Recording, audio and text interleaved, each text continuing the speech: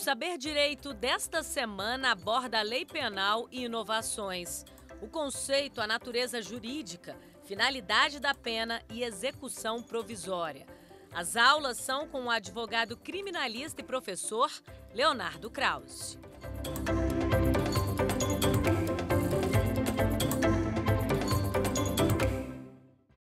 Oi, tudo bem? Amigos e amigas do programa Saber Direito.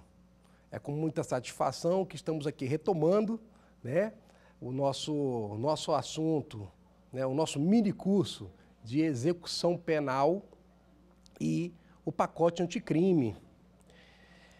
Agora o nosso encontro de número 4, e especificamente nós vamos falar da execução das penas em espécie, a execução propriamente dita, dos vários tipos de penalidade. Em regra, a execução da pena, ela se inicia com o trânsito julgado. Então, assim dispõe o artigo 105 da Lei de Execução Penal. Transitada e julgada a sentença que aplicar a pena privativa de liberdade, se o réu estiver ou vier a ser preso, o juiz ordenará a expedição de guia de recolhimento para a execução. Então, o juízo sentenciante, constatado ali o transjulgado, certidão de transjulgado, ele vai emitir uma guia de recolhimento para o juízo da execução daquela comarca, daquela localidade. Dispositivo similar, a gente encontra no Código de Processo Penal, no artigo 674, caput. Praticamente são os mesmos dizeres do artigo 105 da Lei de Execução Penal. É importante também frisar que o juízo da execução, em alguns locais, tem já o juízo da execução determinado, bem estabelecido, conforme a lei local de organização. Todavia, na sua ausência, quem vai cuidar dessa execução é o juízo sentenciante, é o juízo ali da primeira instância que cuidou daquela sentença, daquele determinado caso. Também é importante ressaltar que, com o início da execução, seja na vara de execução, pelo juízo de execução ou pelo juízo sentenciante, não importa, o Ministério Público sempre vai ter que tomar ciência do início dessa execução. É importante também ressaltar que o mandado de prisão é de competência do juízo sentenciante. Então, quando o juízo da execução já recebe aquele processo de execução com a guia de recolhimento ou carta-guia, ele já está recebendo ali com a pessoa com o início de execução. Significa que aquela pessoa foi presa. Então, expede-se o mandado de prisão antes, localiza-se aquela pessoa, e quando aquela pessoa é capturada ou se entrega espontaneamente para início de cumprimento da execução, é a partir dali, desse fenômeno, juntamente com a entrega dessa guia, que se dará o início ao processo de execução. E por que anteriormente eu falei em regra, se a execução se inicia com o trânsito julgado? Porque nós temos a execução provisória, o preso preventivo.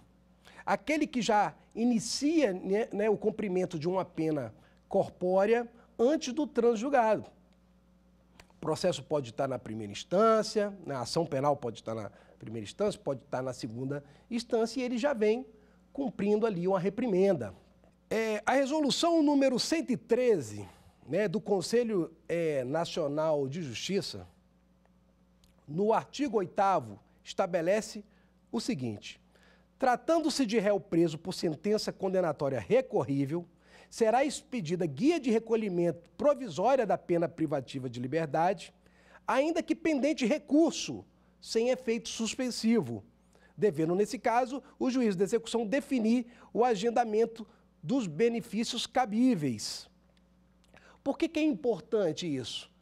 Antigamente, não tinha essa definição, e o preso provisório ficava ali, às vezes, cumprir uma pena maior, né, do que a estabelecida na sentença, porque ele acabava por perder alguns benefícios, né, que surgiam no decorrer da execução, caso ele interpusesse algum recurso. A gente chegou a falar sobre essa situação nas aulas anteriores, né? E agora já é bem pacífico, bem definido, né, que principalmente do resultado da sentença de primeiro grau, porque a partir dela já é possível efetuar vários cálculos. Cálculo de progressão de regime, por exemplo, indulto, comutação. Então é possível, ainda que aquela ação ainda esteja em fase recursal, não interessa se na segunda instância, no STJ ou no STF, né, o executado já vai poder ali, né, através dos cálculos que ele já vai poder, por exemplo, no exemplo que eu dei, já tem uma sentença de primeira instância, então ele já tem ali um quanto de pena, o qual ele pode já fazer esses cálculos que a gente mencionou. Obviamente, né, e o artigo 10 da citada resolução informa, mas é uma questão até de lógica, sobrevindo uma decisão absolutória, obviamente, esse preso provisório vai ser colocado em liberdade. Até um preciosismo se prevê isso, mas está previsto. Mas a gente faz uma reflexão, por que dessa previsão? Sobrevindo uma decisão absolutória, coloca-se aquele apenado em liberdade. Ora, ele foi absolvido, né? Eu acho que a resolução ele prima pela velocidade, né? Pela celeridade. Então, sobrevindo a absolvição, aquela pessoa que está presa, ela tem que ser colocada em liberdade o mais rápido possível. O juízo já é responsável, até pela própria resolução, de informar o juízo da execução ou o juízo sentenciante, né, dessa condição. Obviamente, o advogado ele tem que ficar acompanhando todo esse processo, né, essa celeridade. Veja bem, a pessoa foi absolvida. Bom, a mesma resolução que estamos comentando, a resolução número 113, de 20 de abril de 2010, do Conselho Nacional de Justiça, informa no artigo 11 que, transitado e julgado, né, o juízo de conhecimento encaminhará as peças complementares, né, nos termos do artigo 1º da própria resolução, ao juízo competente da execução. Que peças complementares são essas?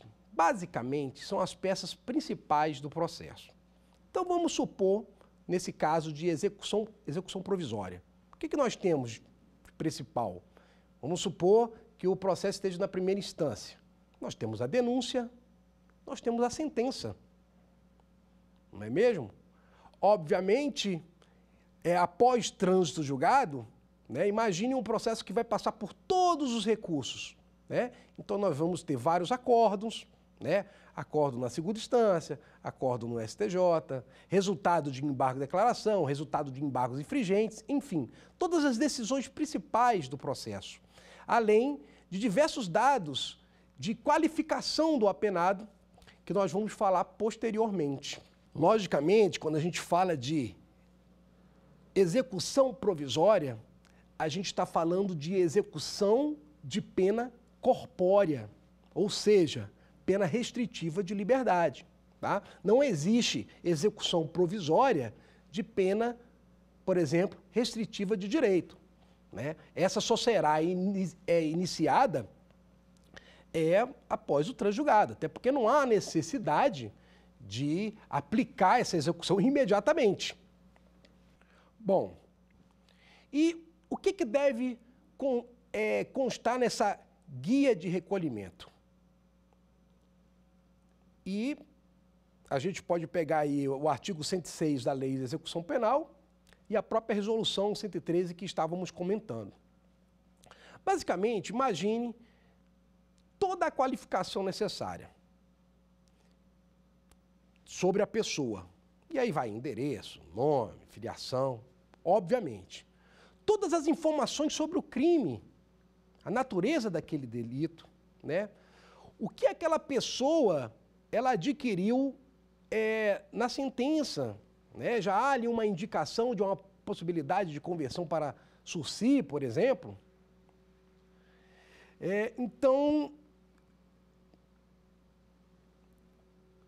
nós podemos visualizar assim, todos os documentos principais do processo, todas as decisões importantes e a qualificação geral daquele apenado. A lei prevê todos os dados, todas as informações que devem constar nessa guia de recolhimento. É importante o advogado e o próprio apenado se atentar para as datas, né?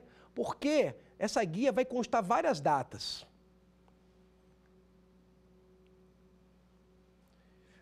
Então, por exemplo, que datas são essas? Data do fato, data da sentença, data do acórdão, data do transjulgado. Pois o juiz da execução pode analisar questão prescricional, principalmente a última, que é a prescrição da pretensão executória. A gente não vai entrar muito aqui no assunto da prescrição, mas eu recomendo que vocês leiam e estudem o inciso 1º do artigo 112 do Código Penal. Né? Lá informa qual é o marco inicial, né, para se contar aí a prescrição da pretensão executória. Além desse dispositivo, também verificar todos os entendimentos atuais do STJ e do STF sobre esse mesmo dispositivo. Né? Eu falo isso porque o juiz pode fazer, né, essa avaliação prescricional de ofício, o juízo da execução, só que o advogado também é devido ao advogado arguir, né, se ele perceber que há, né, essa possibilidade de prescrição. Importante também na execução provisória a gente perceber que no decorrer da ação, haja vista os recursos, pode ter uma alteração, né? E essa alteração ela tem que ser levada, né, para o juízo da execução. Imagine uma diminuição da pena, né? Então, essa informação tem que ser levada, né? É previsto que o próprio juízo, né, sentenciante, informe, ou o juízo que está julgando aquele recurso, informe ao juiz de execução essa alteração, né, da pena, para que o juiz da execução possa, então, né, ajustar a penalidade ao caso concreto. Somente a execução provisória pode gerar, então, uma alteração? Não. Imagine, após transjulgado, uma ação de revisão criminal. Então, a ação de revisão, o resultado da ação de revisão criminal também pode gerar uma mudança, né, ali na penalidade, uma diminuição da pena, inclusive até a absolvição do executado. E por quê? E as informações constantes na guia também são importantes por um outro motivo. Motivo esse que a gente comentou logo nos nossos primeiros encontros, que é referente à individualização da pena. Ora, se na guia ele vai estar descrito quem é o apenado, a natureza do delito, se é reincidente, se não é reincidente, tudo isso vai afetar, né, a alocação dessa pessoa no sistema. Imagina uma informação na guia informando que aquela pessoa é uma pessoa idosa, ou que é um militar, ou que é um magistrado, ou que é um advogado. Então, essas informações é importante para o sistema penitenciário para fins de alocação. Lembrando que há uma separação, a gente chegou a comentar sobre isso nos nossos primeiros encontros, de algumas pessoas em decorrência da função ou do cargo público, né, que tem na sociedade. É importante frisar que o artigo 84 da Lei de Execução Penal informa que o preso provisório deve ficar separado do preso condenado por sentença transitada de julgado. Está lá no parágrafo 1º do artigo 84 da LEP. Os presos provisórios ficarão separados de acordo com os seguintes critérios. E entre os provisórios, né, esses provisórios que cometeram crimes hediondos ou equiparados, separa. Os que cometeram violência ou grave ameaça e os que não cometeram nenhum desses dois anteriores. Então, entre os próprios provisórios, em tese, tá? Porque a gente sabe que na prática, às vezes, isso não é possível, uma questão de estrutura, né? Tem que separar. Então, a primeira separação, provisório do condenado por transjulgado. Entre os provisórios, eu já tenho que separar os que estão respondendo ali. Estão respondendo, porque a ação não acabou ainda, né? Não se transitou julgado. O que estão respondendo em decorrência de um crime hediondo ou violência ou grave ameaça. Essa mesma separação, de acordo com o parágrafo 3º do mesmo artigo 84, ela também é levada para os condenados definitivos. Então, crime hediondo separa, violência e grave ameaça, a pessoa também separa e também tenta separar primários de reincidentes. Eu já falei aqui, mas é importante falar de novo, que algumas pessoas, né, até falei aqui nos nossos primeiros encontros sobre prisão especial. Então, o que é essa prisão especial? É um local separado, é um local à parte. Existe a figura da sala de Estado-Maior, que seria dentro de um ambiente, de um quartel, né, de um ambiente militar, enfim. Quem tem direito a essa prisão especial? Os ministros de Estado, governadores, os vereadores, enfim, os membros do Parlamento Nacional, oficiais das Forças Armadas, os militares como um todo, na verdade, magistrados, diplomado por qualquer faculdade superior, né? Então, as pessoas que têm curso superior, existe essa previsão, né? Ministros de confissão religiosa, ministros do Tribunal de Contas, cidadãos que já tiverem exercido a função de jurado, isso, jurado, lá no Tribunal do Júri. Então, delegados de polícia, então, são várias pessoas, né, que há uma preocupação em separar. E por que separar? Fere-se o princípio da igualdade entre as pessoas? Não fere, eu vou explicar por quê.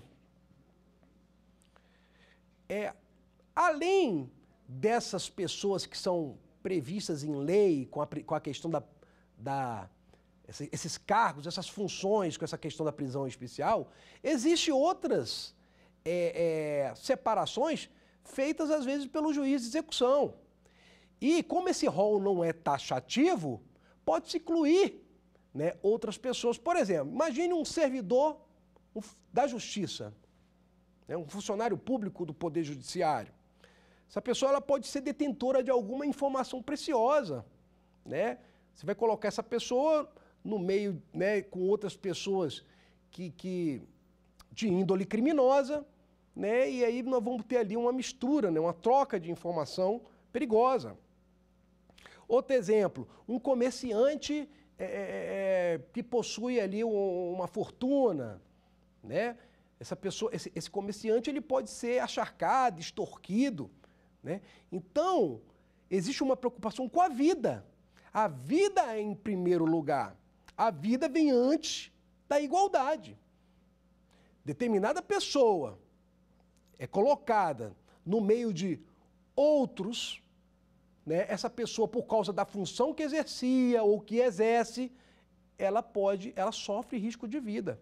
Então, o direito à vida, à segurança, fica na frente dessa questão da igualdade. Só para lembrar, vamos falar do regime, né? O artigo 112 da Lei de Execução Penal informa que a pena privativa de liberdade ela será executada de forma progressiva.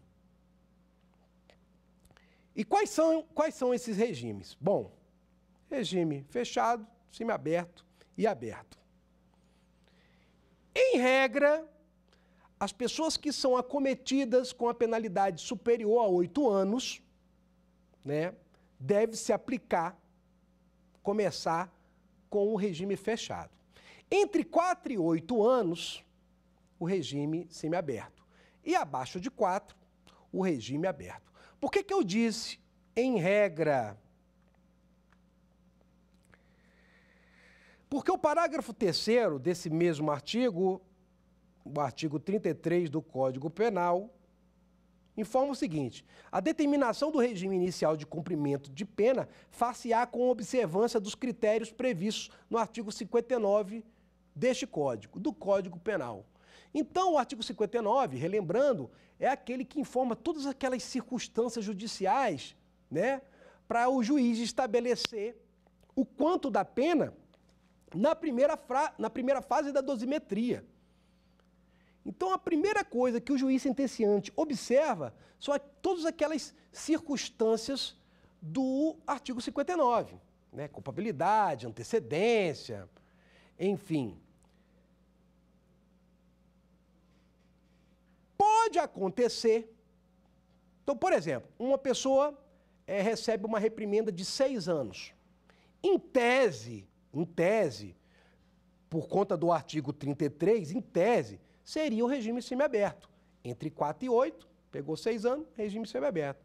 Mas, por conta de alguma valoração negativa, de alguma daquelas circunstâncias do artigo 59, pode o juiz mudar o regime, agravar o regime. Obviamente, o juiz, na sentença, vai circunstanciar, vai explicar por que ele está, vai explicar a motivação dele.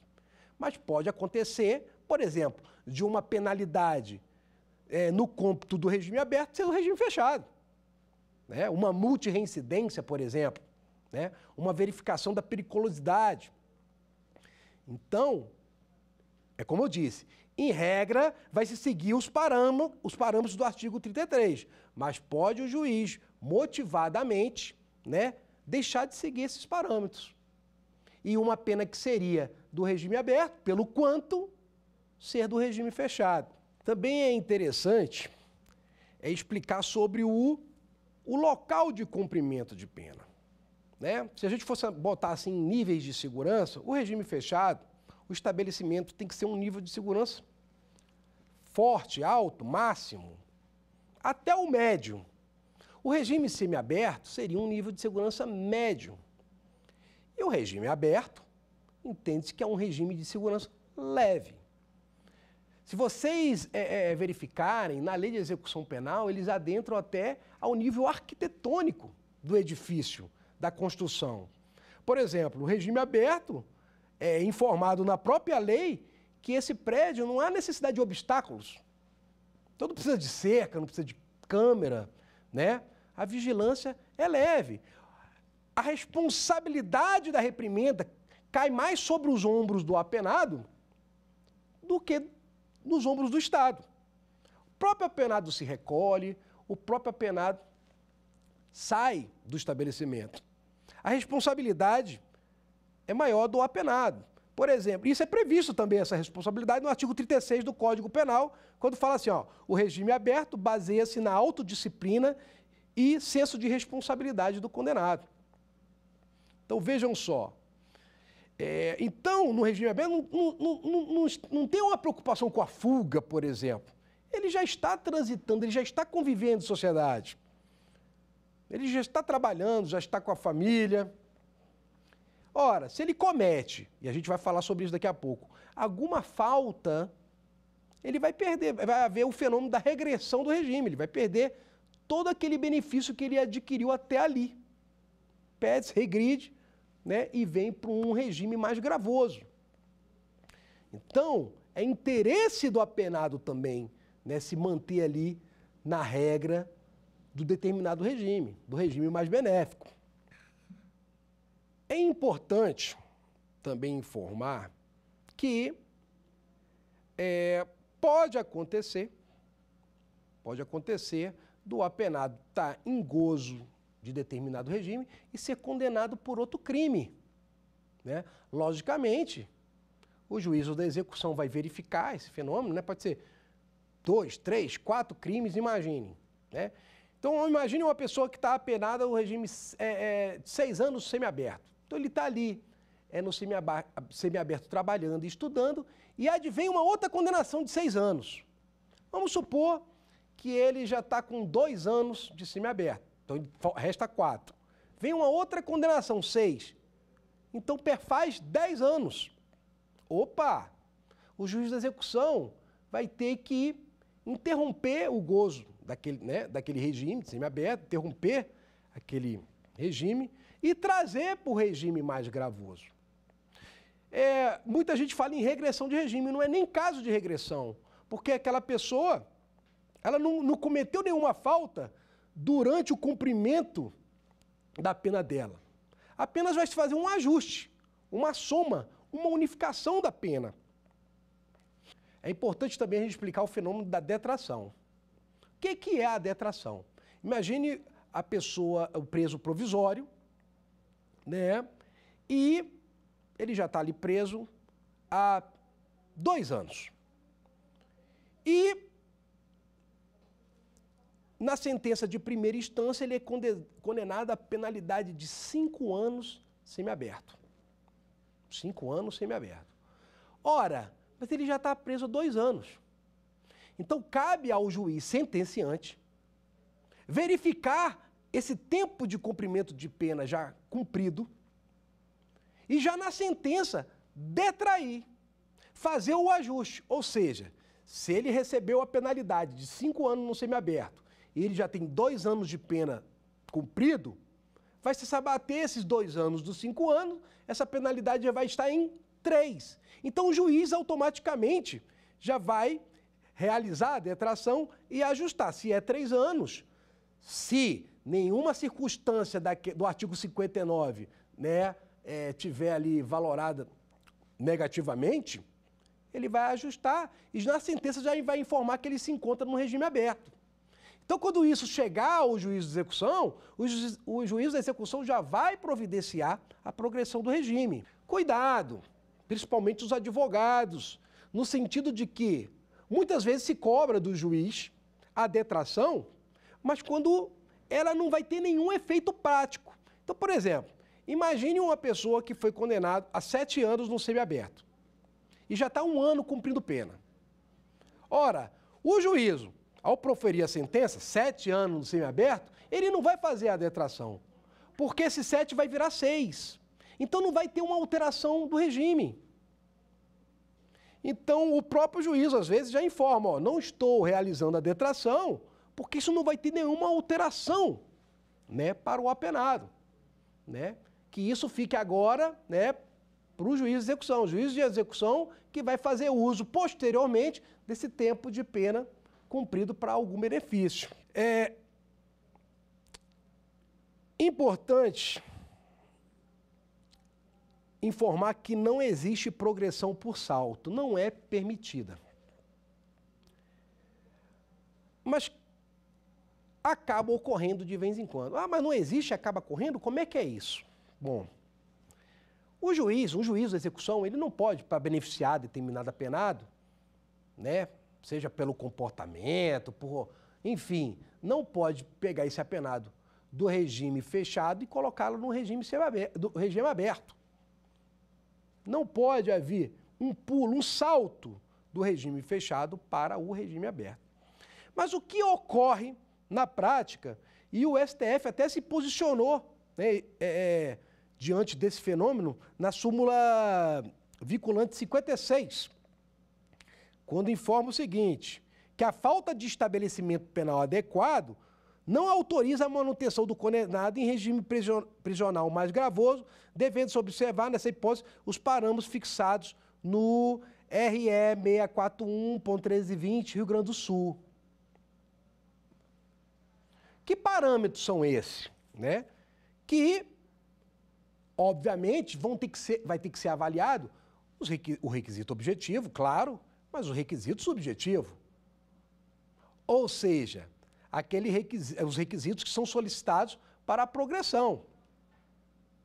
Então, o requisito objetivo, retomando, a gente já falou sobre ele, mas retomando, que é o tempo de pena cumprido, né, que faz jus à progressão, e o requisito subjetivo, comportamento carcerário, o comportamento no trabalho, o resultado do parecer da comissão técnica, o resultado do exame criminológico.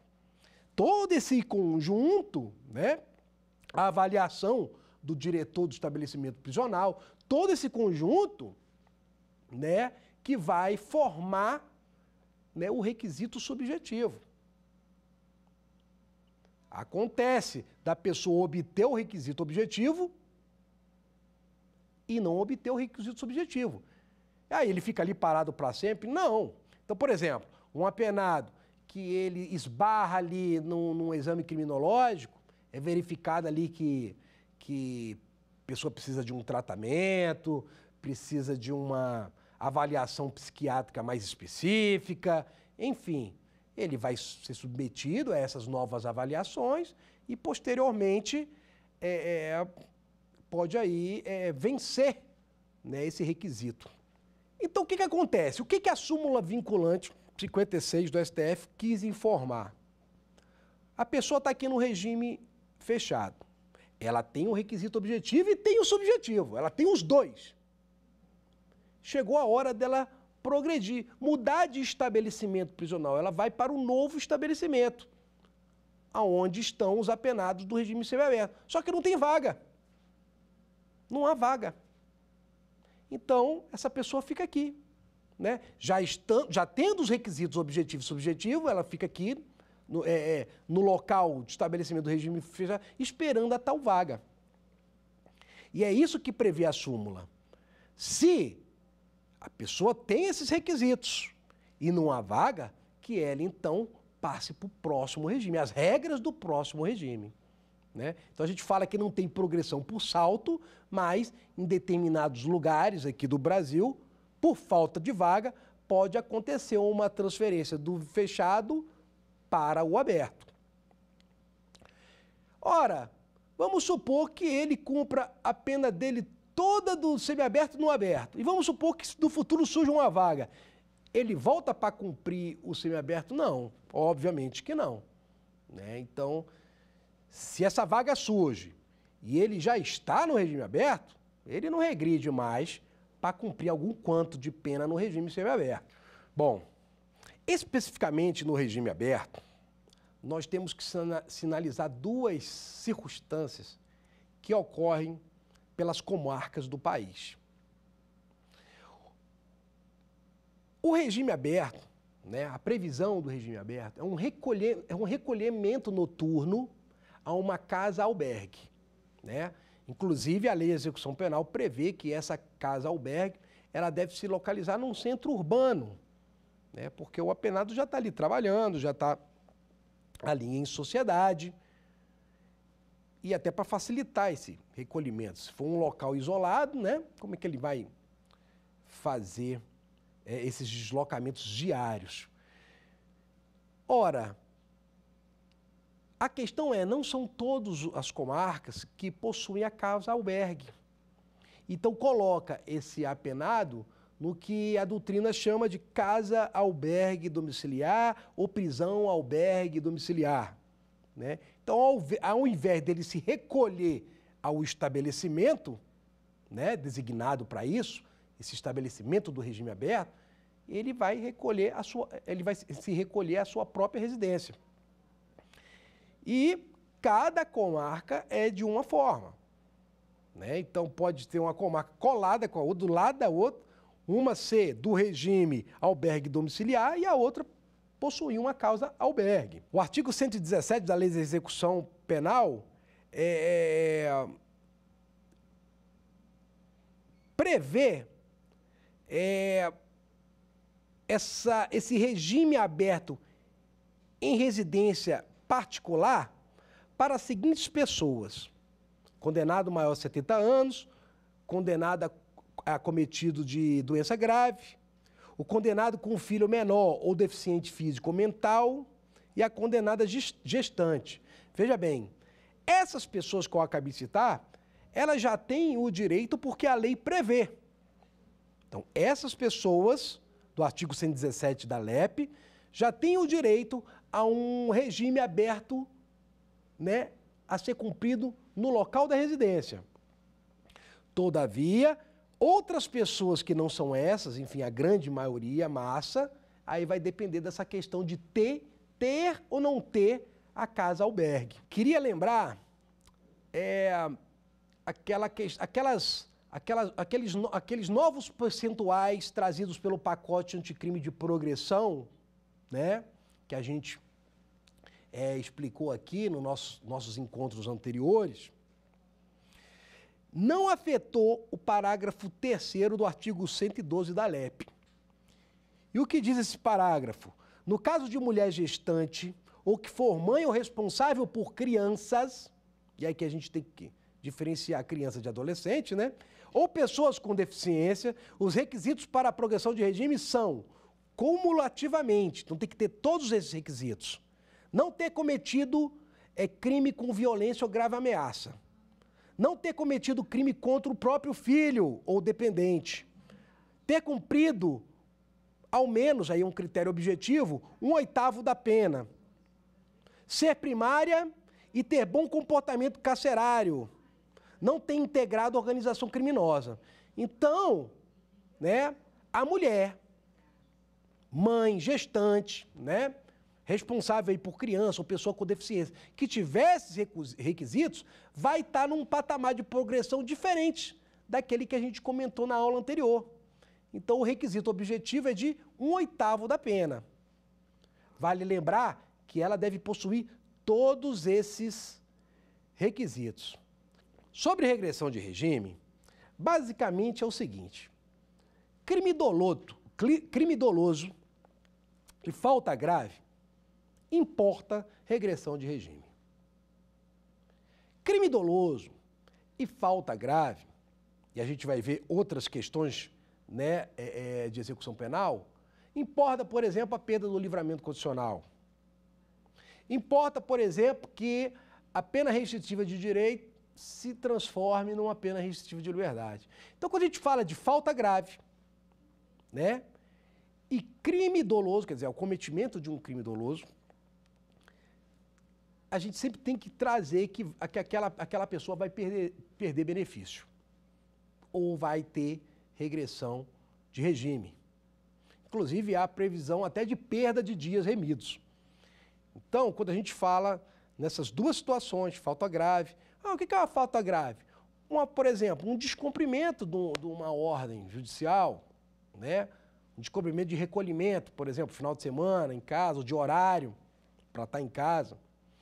Então, essas faltas, né, vão ser avaliadas pelo juízo de execução e pode sim haver regressão de regime. Isso que eu acabei de falar está previsto nos incisos 1º e 2º do artigo 118 da Lei de Execução Penal. Especificamente em relação ao inciso 1º e especificamente em relação à falta grave, né, é previsto uma, vamos dizer assim, vou chamar de penalidade, uma penalidade de advertência. Então, necessariamente, vai haver ali uma regressão de regime, né? Então, vai ter uma audiência, às vezes tem um procedimento disciplinar, administrativo, para apurar aquela falta. E, após essa apuração, ou após essa audiência com o juízo da execução, né, verificado ali o que aconteceu, pode ser que não haja regressão de regime. Então, a pessoa é advertida. Então, vou dar um exemplo aqui, caso concreto. Pessoa com tornozeleira eletrônica, e aí no processo de execução vai chegando lá que a pessoa, o alarme da tornozeleira lá disparou 4, 5 vezes, e aí o juiz chama aquela pessoa para saber o que aconteceu. E a pessoa explica o motivo, né? O ônibus atrasou, não percebeu a hora, enfim. E aí o juízo ele vai verificar a situação e não necessariamente vai aplicar a regressão do regime. Bom, agora a gente vai falar rapidamente sobre institutos de política criminal. Por que eu chamo de institutos de política criminal e a doutrina também chama, né? Porque a lei prevê mecanismos de já ir colocando aquela pessoa em liberdade. Logicamente, é a pessoa que merece essa liberdade. como eu falei, sempre vai ser analisado o requisito subjetivo, né? Um desses institutos de política criminal, né, é o livramento condicionado. O livramento condicional. Então, assim prevê o artigo 83. O juiz poderá conceder livramento condicional ao condenado a pena privativa de liberdade igual ou superior a 2 anos, desde que cumprido 1/3 da pena, se não for reincidente em crime doloso e tiver bons antecedentes. Então, há um critério objetivo. Se for reincidente, aí essa fração já muda para metade da pena. Novamente, tem que se verificar essa não existência de falta grave nos últimos 12 meses, comportamento durante a execução da pena, desempenho no trabalho, enfim, todas aquelas questões subjetivas que a gente já comentou. Aqui uma questão prática do livramento condicional e eu queria fazer uma conexão com o regime aberto. Muitas pessoas de índole criminosa, ou que aquela pessoa que tem a certeza que não vai sair do crime, que vive no crime, que está ali preso, já sabe que quando sair vai continuar suas atividades criminosas, elas às vezes, a depender do local onde ela está cumprindo pena, ela não quer saber do livramento condicional, ela prefere o regramento do regime aberto. Se aquela comarca for a comarca que não tem casa-albergue. Por quê? Porque a regra vai ficar muito parecida com a do livramento condicional, né? Se recolher a residência a determinado horário, enfim, vai ficar a mesma coisa. E por que a pessoa vai preferir, então, ficar no regime aberto e não optar pelo livramento condicional? Porque o livramento condicional, se você comete uma falta grave, né? Ou comete um crime doloso, já estando em livramento condicional, esse tempo cumprido de livramento condicional não vai ser computado na pena. Olha só. Então imagina a pessoa está 2 anos de livramento condicional, né? E ela tem que regredir porque cometeu um crime doloso. Esse tempo não será computado. E o do regime aberto é sempre computado. Agora, se aquela comarca possui a casa-albergue, aí já é vantajoso, né? Para aquele apenado, porque ele não vai ter que se recolher a um estabelecimento. E aí ele já prefere, então, as regras do livramento condicional. Falando de institutos de política criminal, a gente também tem a suspensão condicional da pena, o sursi, né? O famoso sursi. E a lei estabelece, né, alguns critérios para se conceder esse benefício. Então, não pode ser reincidente em crime doloso, tem que estar com aquelas, vamos dizer, aquelas circunstâncias judiciais do artigo 59 valoradas positivamente. E não seja possível a concessão de uma penalidade alternativa. Então, o que é a suspensão? A execução da pena corpórea ela vai ser suspensa, né? Por 2 a 4 anos. Isso aí só é previsto para as penalidades que não ultrapassem a 2 anos. Está lá.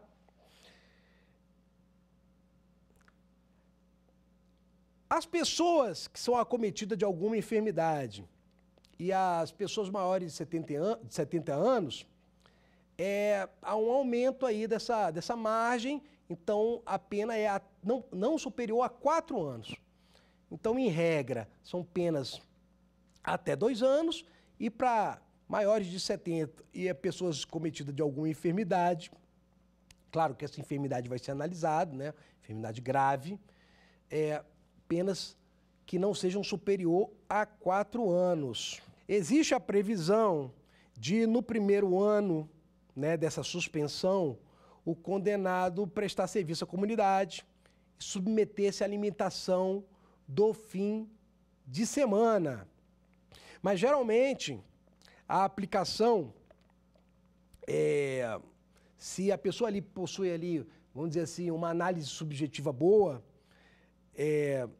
voltando novamente lá para o artigo 59 do Código Penal, geralmente não se segue essa previsão de serviço comunitário no primeiro ano e limitação de fim de semana, e já coloca outras condições, vamos dizer assim, mais leves, que é proibição de frequentar determinados lugares, proibição de se ausentar da comarca, a não ser com uma autorização judicial, comparecimento obrigatório ao juízo, né, para se apresentar, mostrar suas atividades, enfim, comparecimento mensal.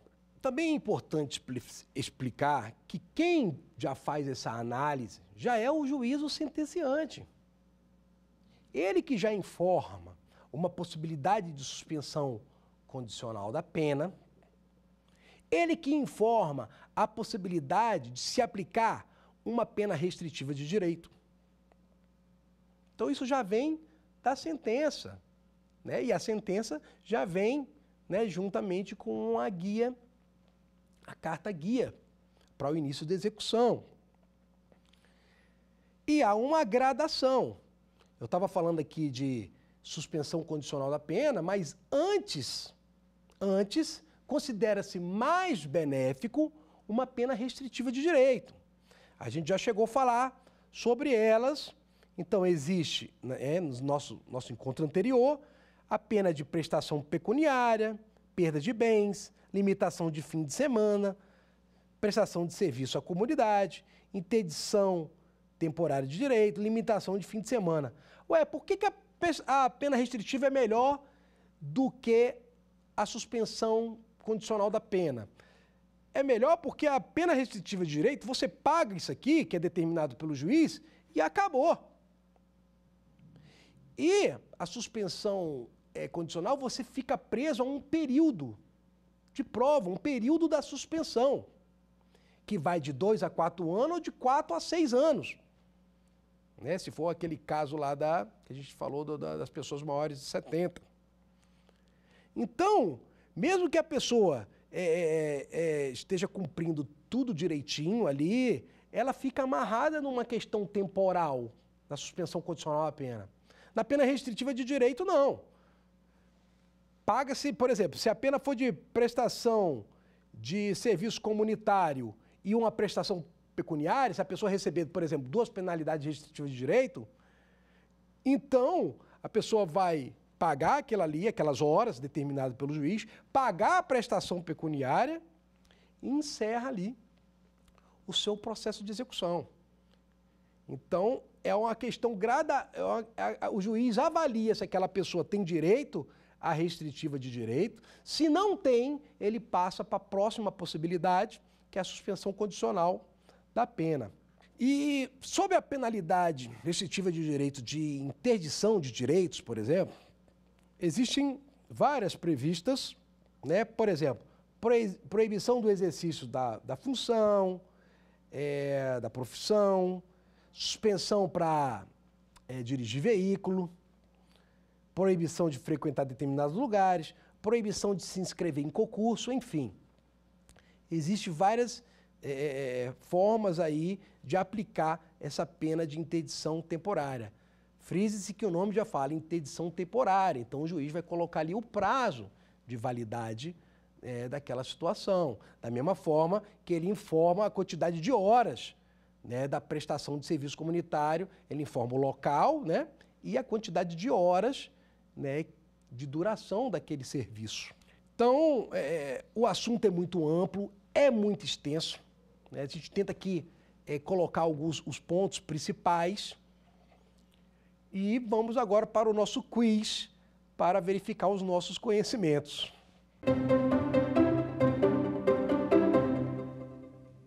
Acerca da progressão de regime, assinale a alternativa incorreta. Letra A. É permitida excepcionalmente a progressão por salto? Letra B. Havendo o concurso de delito hediondo e crime comum, pode ser realizado cálculos separados para envolver e avaliar exigências distintas? Letra C, para se progredir, faz-se necessário apenas possuir o requisito objetivo. Letra D, se o apenado for condenado por cometimento de crime hediondo com resultado morte e for primário, progredirá ao regime menos gravoso após cumprimento de 50% do tempo total da pena. E a resposta é a letra C. Para se progredir, faz-se apenas necessário possuir o requisito objetivo, que a gente aqui falou diversas vezes, não só hoje, como anteriormente, que é necessário o requisito subjetivo. Então, não basta avaliar o tempo de pena cumprido, tem que se avaliar o comportamento desse apenado durante a execução e verificar se ele já se encontra em condição de retornar ao convívio social. Eu queria só fazer uma alusão à questão da letra A, que excepcionalmente pode haver uma progressão por salto, é como a gente falou, né? Havendo falta de vaga, não há, né, outra maneira de não colocar aquele apenado num regime menos gravoso e não mantê-lo no mais gravoso. Sobre a monitoração eletrônica, é incorreto afirmar que, e aqui eu quero fazer uma observação, a gente não falou sobre monitoração eletrônica, mas a gente já comenta agora. Letra A, é incorreto afirmar. É possível a fiscalização por meio de monitoração eletrônica quando dá prisão domiciliar? Letra B, a violação comprovada da fiscalização eletrônica pode acarretar a revogação da prisão domiciliar, a regressão do regime ou a revogação da saída temporária? Letra C, a responsabilidade pela administração, execução e controle da monitoração eletrônica caberá aos órgãos de gestão penitenciária? Letra D, é incabível a advertência quando verificado pelo juiz no caso de ferimento às normas da fiscalização eletrônica. O incorreto é a letra D, porque, como eu falei, nesse ponto eu acabei discorrendo, né? Verifica ali alguma situação referente à tornozeleira eletrônica, de atraso, de distanciamento, e o juiz verifica que não foi algo tão grave, ele pode aplicar, sim, a penalidade de advertência. Não necessariamente ele tem que enveredar ali pela regressão do regime. Já que a gente não falou especificamente da monitoração eletrônica, é fácil entender que qualquer deslize, né, nessa fiscalização eletrônica vai importar, como está descrito na letra B, né, revogação da prisão domiciliar, regressão de regime, revogação da saída temporária, né, porque esses são os momentos, pelo menos pela lei de execução penal, esses são os momentos onde a pessoa pode fazer uso daquele dispositivo da tornozeleira eletrônica. Prisão domiciliar, né, no momento que ele está no regime aberto, no momento que ele está gozando da saída temporária. Ah, professor, existem outras possibilidades? Existe, mas não em sede de execução. Por exemplo, em sede de prisão preventiva, né, a pessoa consegue o benefício de responder ao processo de liberdade, mas com o uso da tornozeleira eletrônica. E aí já não é mais em sede de execução provisória no caso. Mas não está ali, né, sob o controle do juiz da execução, tá? E sim sob o controle do juízo sentenciante.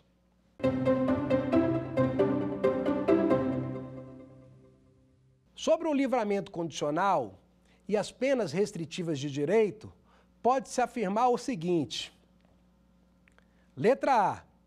Não é possível perder o tempo de cumprimento de pena quando da revogação do livramento condicional, quando se estava nessa condição. Letra B. Não pode o MP requerer execução da pena restritiva de direitos. Letra C. Prestação de serviço à comunidade e limitação de fim de semana são formas de penalidade restritiva de direito. Letra D. Nos casos de violência doméstica contra a mulher, o juiz deverá determinar o comparecimento obrigatório do agressor a programas de recuperação e reeducação. E a alternativa correta é a letra C. Ou seja, prestação de serviço à comunidade e limitação de fim de semana são formas de penalidade restritiva de direito. A gente falou sobre outros, sobre prestação pecuniária, interdição de direitos, né? É importante frisar a questão do livramento condicional da perda desse tempo cumprido quando se comete falta grave ou crime doloso durante o livramento condicional. Óbvio que o MP pode recorrer à execução da pena restritiva de direito e mostrar que existe uma previsão, tá, de comparecimento obrigatório do agressor, no caso do contexto da violência doméstica, a programa de recuperação e reeducação. Isso existe, né, como pena restritiva de direito. Bom, então hoje nós vimos diversos assuntos, né, todos eles relativos à execução da pena em espécie, a execução propriamente dita, né? A gente viu os regimes, a gente viu políticas, né, criminais, como é o caso do livramento condicional e as penas restritivas de direitos. A gente viu as questões do regime fechado, semiaberto, aberto, as condições para se progredir para esses regimes. Então, espero vocês no nosso próximo encontro. Quer dar alguma sugestão de tema para os cursos do Saber Direito?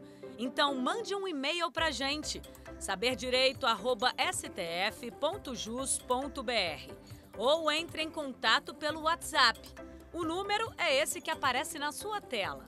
Você também pode estudar pela internet.